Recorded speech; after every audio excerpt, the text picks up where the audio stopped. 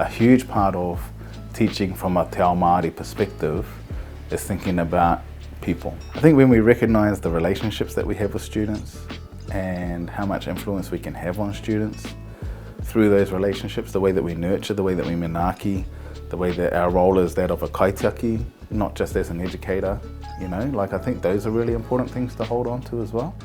We're so much more than just someone at the front of a lecture theatre. Phil always puts passion into it. He is incredibly engaging and thoughtful in his responses. He tries to meet everyone on a similar level instead of, I am the lecturer, I know everything.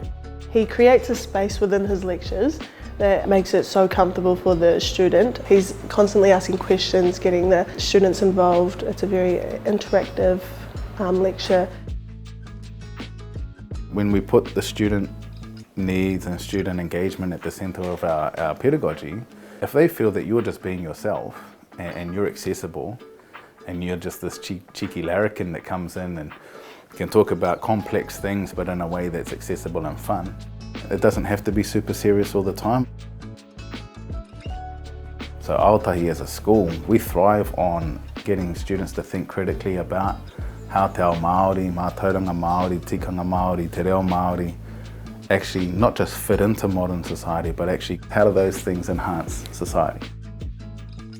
He's very authentic in the way he lectures, proudly Māori, unapologetically Māori.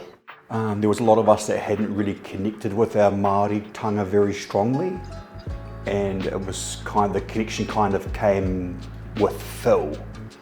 Phil was really the one to open up my eyes to everything Māori, historical and contemporary.